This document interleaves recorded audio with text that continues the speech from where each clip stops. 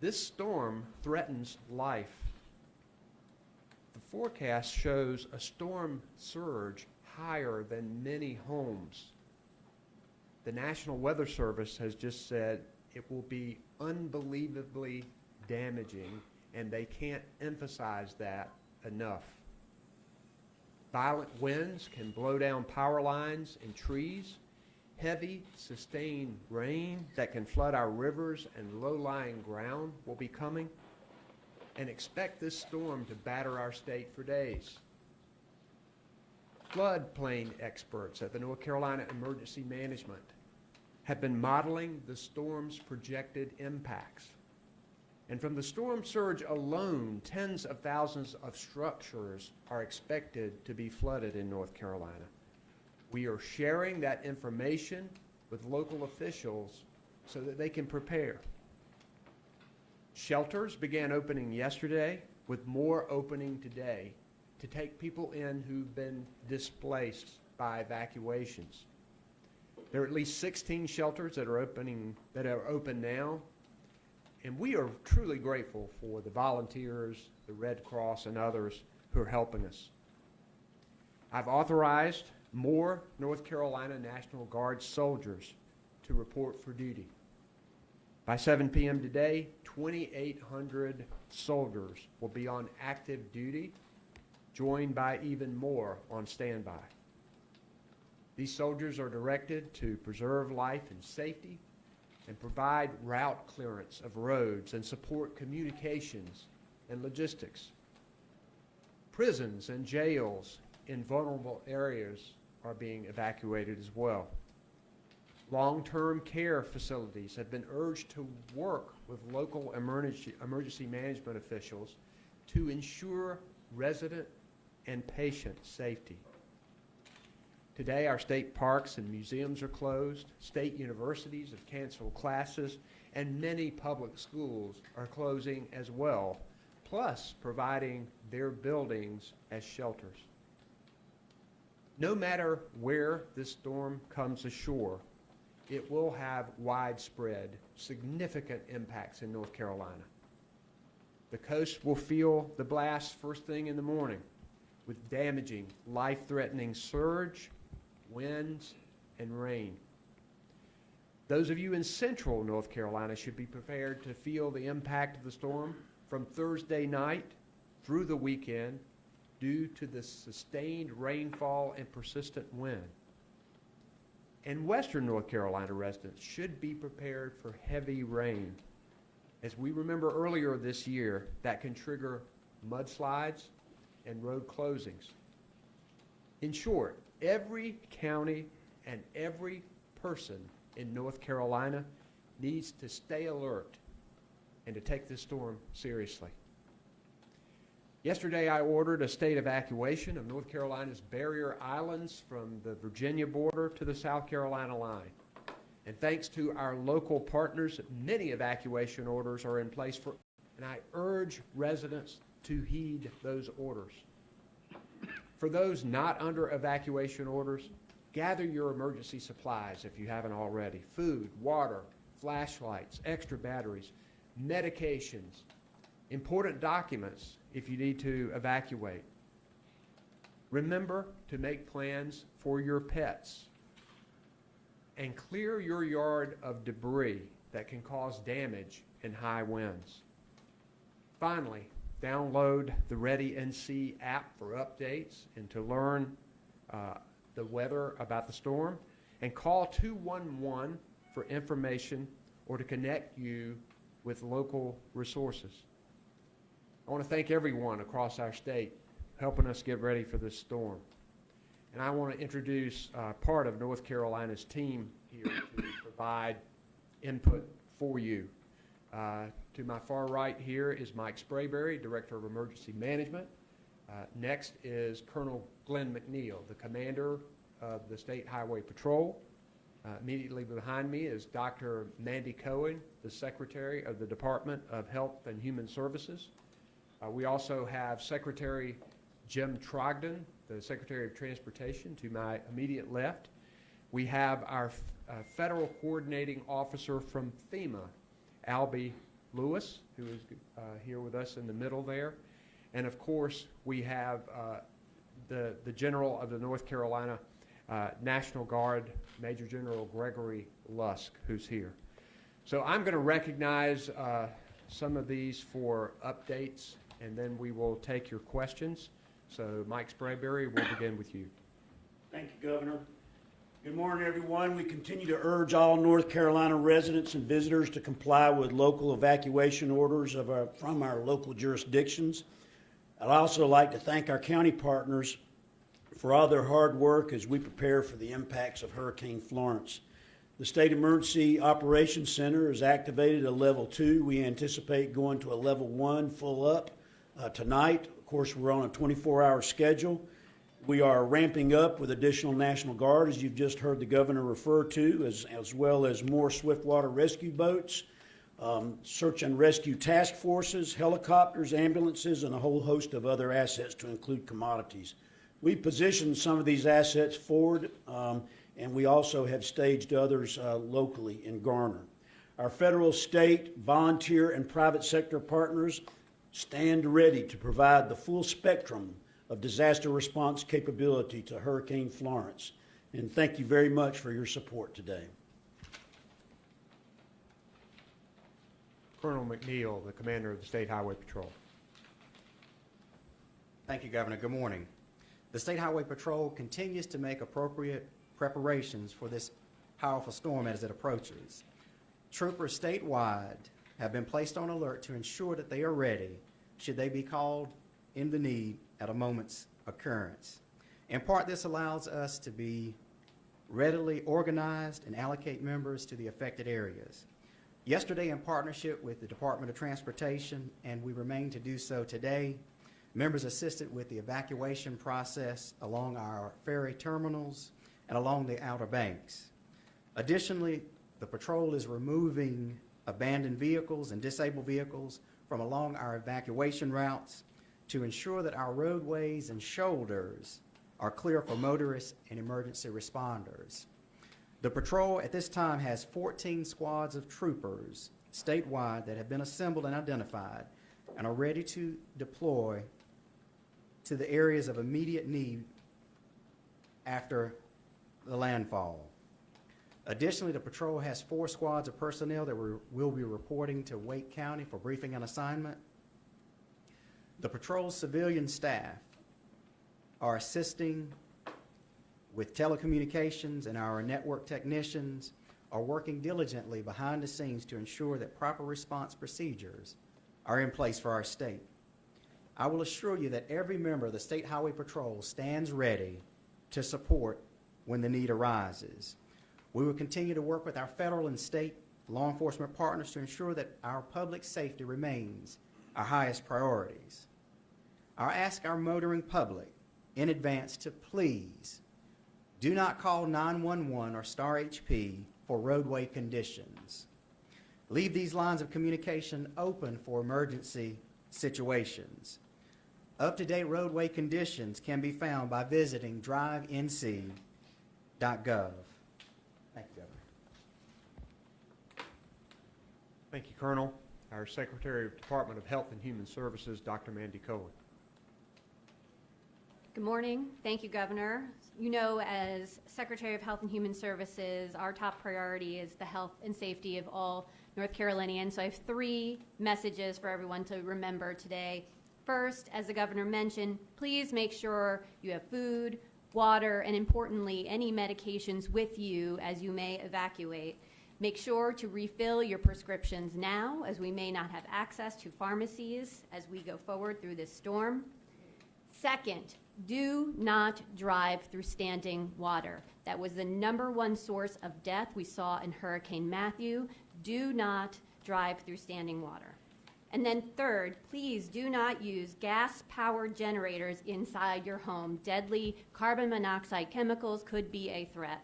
So make sure you have food, water, and medication. Please do not drive through standing water, and please make sure not to use gas-powered generators inside your home.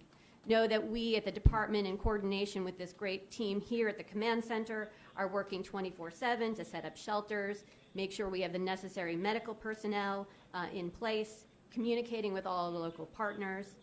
If you are a Medicaid beneficiary, make sure you know even if you are evacuating, you can see a doctor even if it is out of state.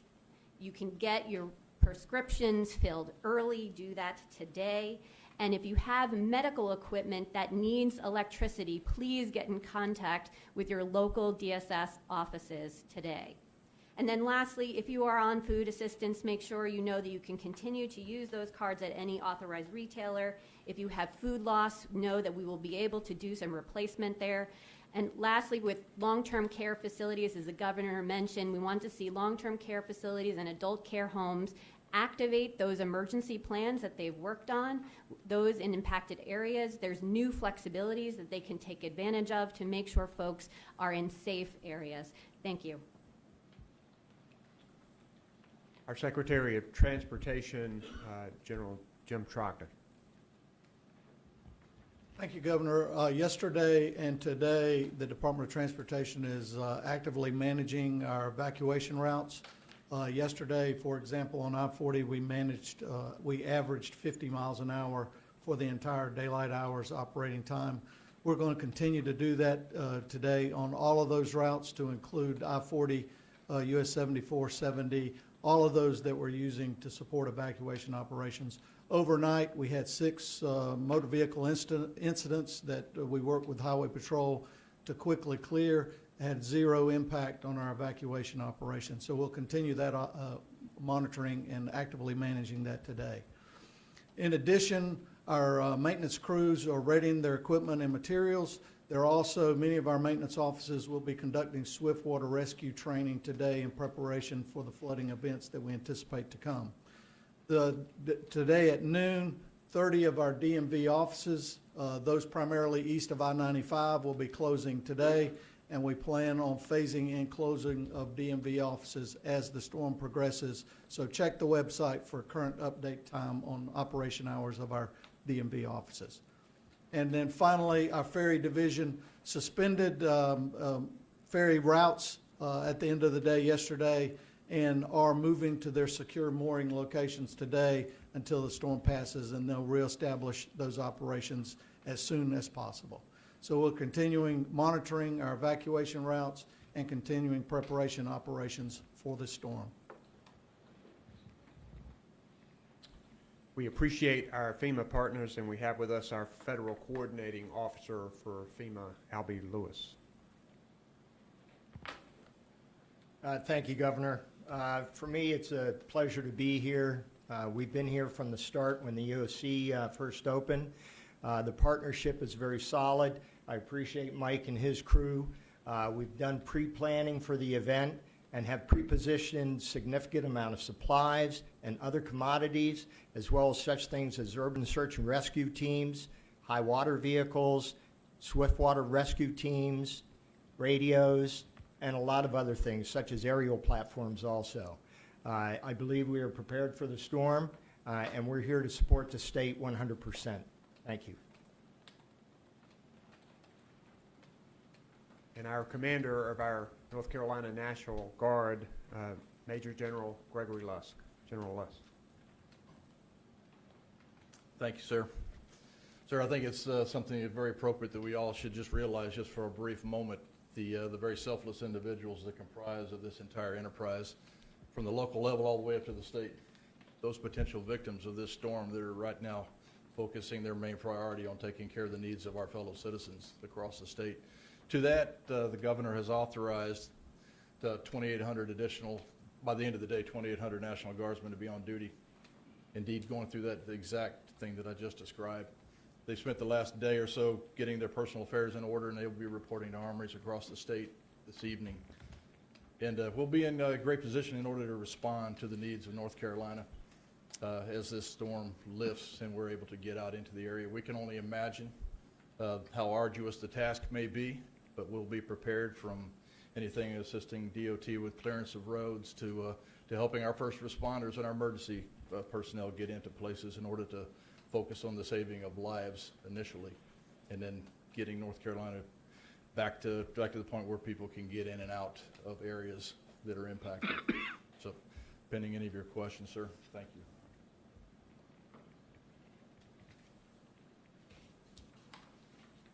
Thank you, General. We appreciate all of our partners, local, state, and federal, and we will now take questions that you might have. Morning, Governor.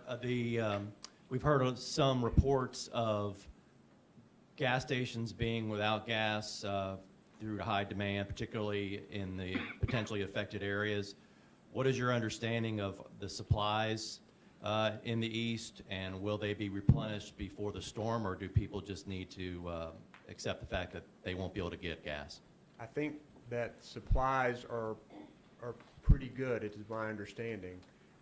The gas stations had a run with sometimes 3 to 4 times the business that they normally have.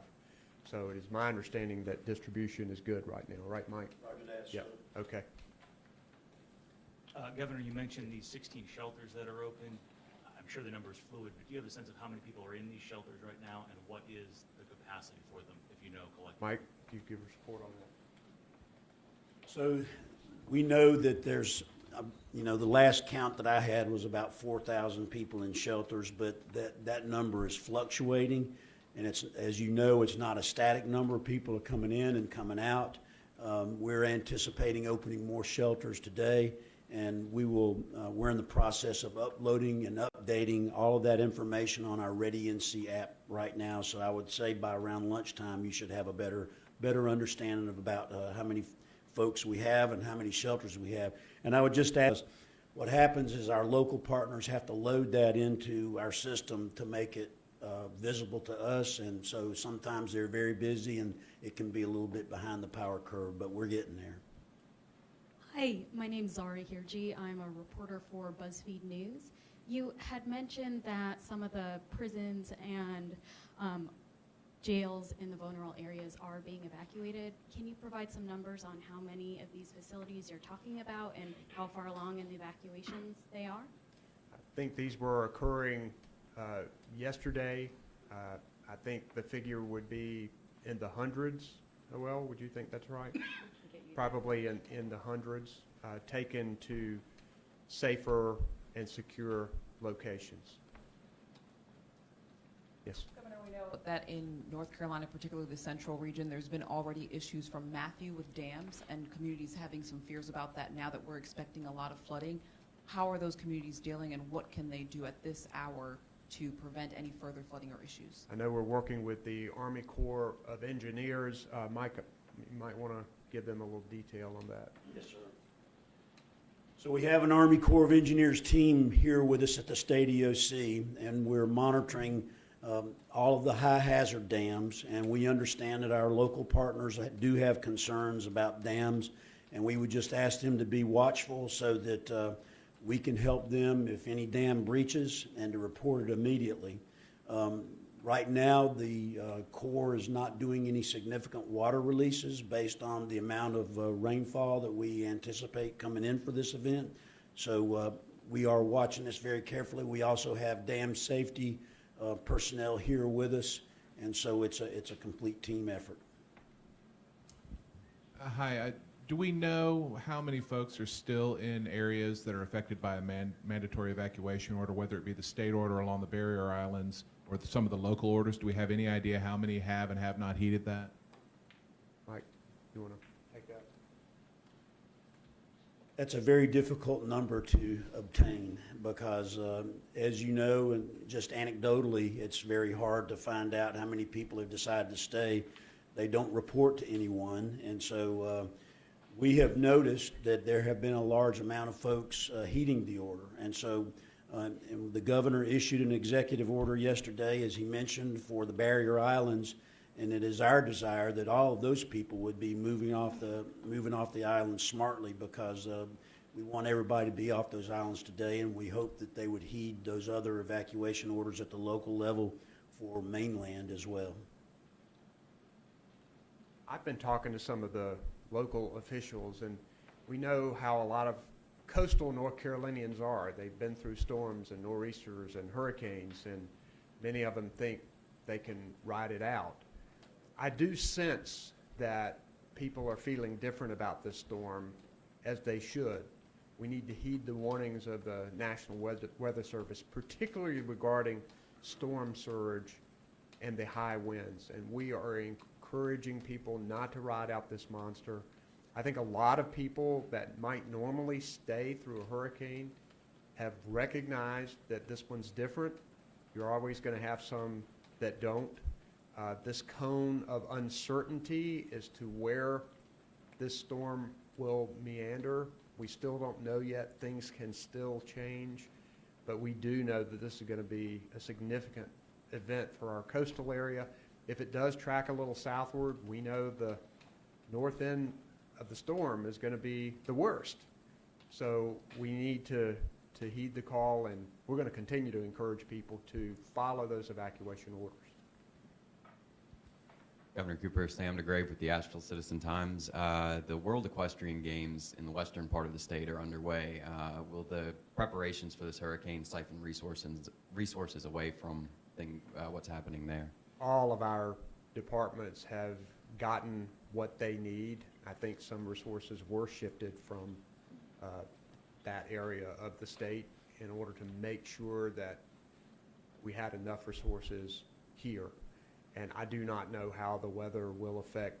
I think that they will be making that call as things move forward. But we have the resources we need, and we are on the ready. Governor, ABC 11 Eyewitness News, what are the preparations for power plants, or coal plants and nuclear plants? What preparations they're taking to ensure safety of the plants?